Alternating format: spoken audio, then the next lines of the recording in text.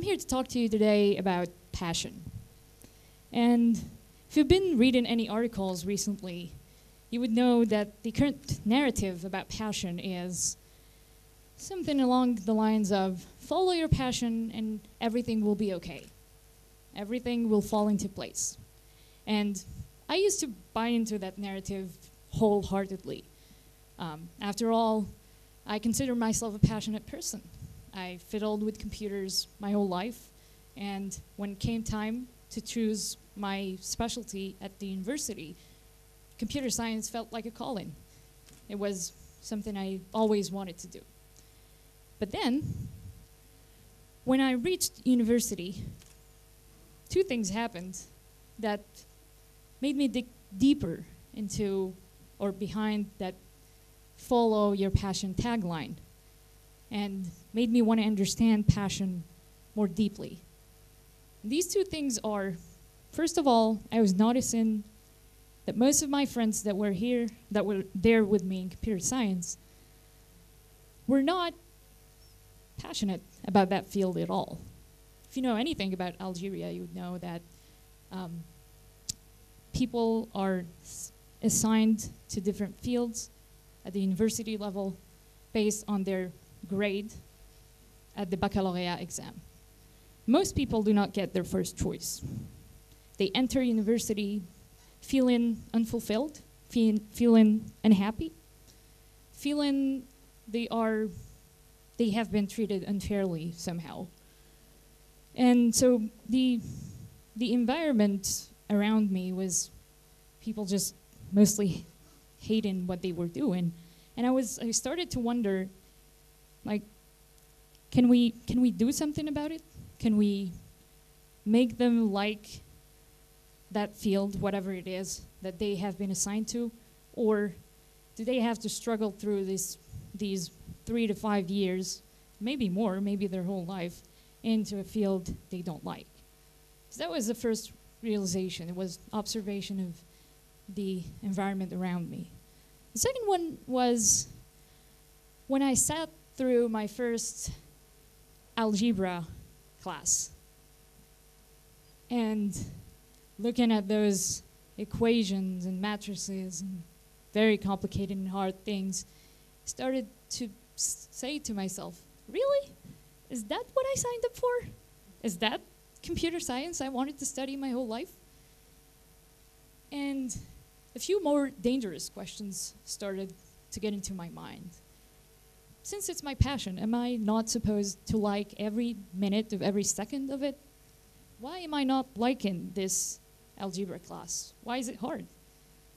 Why am I experiencing resistance? And I started to question my own passion. Of course, I was clueless back then, and these are the foundations that you have to go through in order to get to the more practical stuff.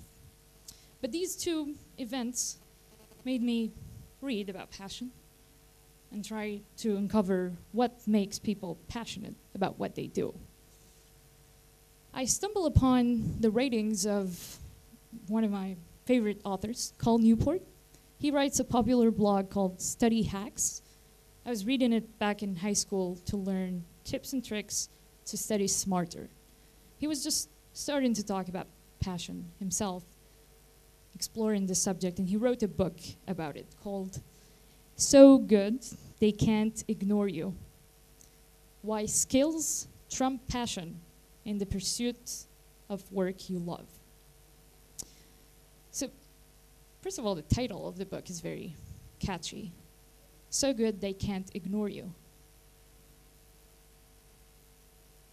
So, what Cal Newport presents in that book is a new approach to passion.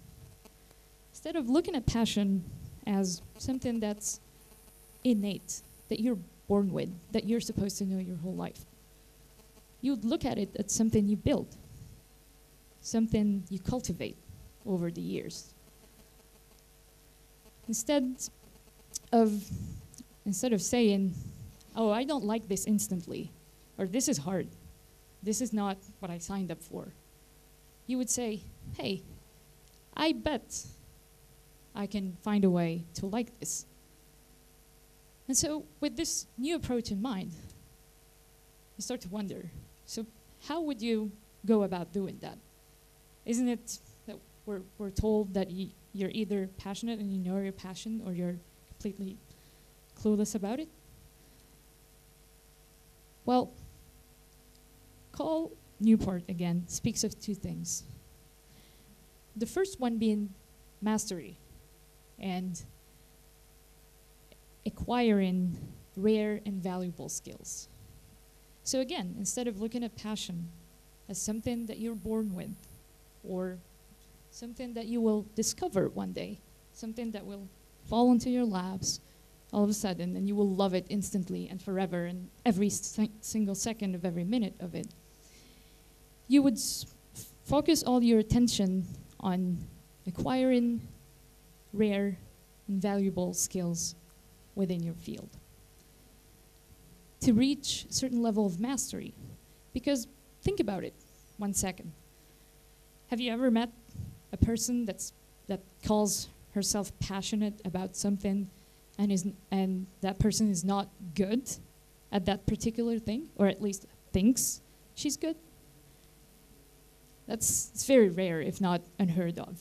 Most of the time, you're passionate about the things that you're good at. And so, reversing that trend and starting by getting good and acquiring those skills and reaching mastery would lay the foundation for you to start liking what you're doing. You wouldn't ask yourself the question, just like those students that were around me every second, this is not what I'm meant to do. I'm sure my happiness is elsewhere, and keeping unfulfilled and unhappy. Your focus would be on the learning process. Your focus would be on acquiring those skills. And when you acquire those skills, well, passion grows.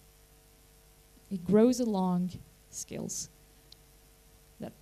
At least that's something that I have learned throughout the years. When you feel that you truly master something, you feel like you're very good at it, you start to like it. That's the contrary of thinking, I like something, so I will be good at it automatically. And the second thing that mastery does, or the seeking of mastery does, is it creates motivation for you. I don't know if anyone here knows Dan Pink. He's the writer of Drive, or Motivation 2.0. So in Drive, Dan Pink gives 3 reasons why people feel motivated about something in today's world. And those 3 are autonomy. They feel like they have autonomy in the work they do. They feel mastery in what they're doing. And the third thing is that they have a feeling of purpose. So what mastery does, once you start acquiring those rare and valuable skills, is that it pushes the control you have over your career or over your study field. And when you feel more in control, you feel you have more autonomy. In a university setting, that would be more choices for you, picking those subspecialties, or more choices for you picking that capstone subject that you want to work on. In a work setting, that would be more freedom from your employer, knowing that you're mastering that field, you're allowed more innovation, more control, more freedom over what you're doing.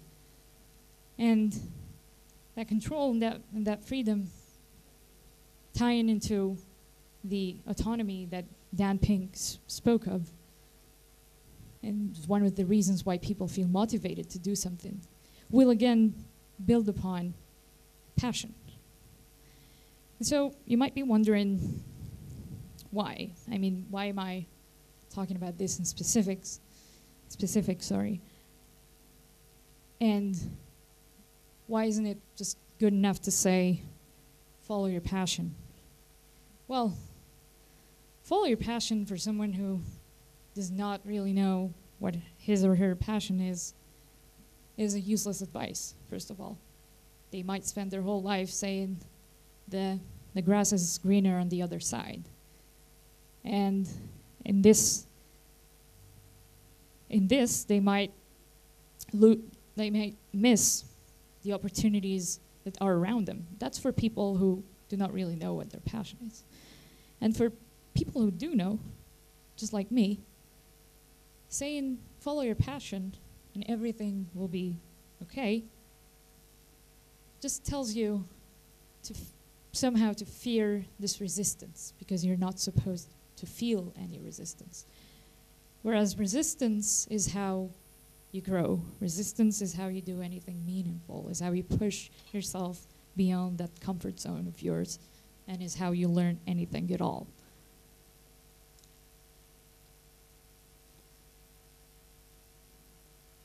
My goal through this presentation is that more people stop questioning that field they have been assigned to, or that job they might be hating at the moment, and start thinking, what can I do in terms of learning?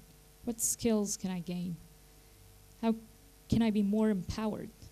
Because I believe this is a more empowering approach, something you control, something you have an impact on, the power to change. So start acquiring those skills, start doing something about it, and see if that changes your perspective about the field you're in. Instead of hopping from one thing to another, hoping that you will suddenly and magically discover the right job for you, or that passion you've been waiting to discover your whole life. Work on those skills, achieve mastery, be very good at what you're doing. In fact, become so good they can't ignore you. And you will build the foundation of a passion, a life full of passion, in my opinion. Thank you very much.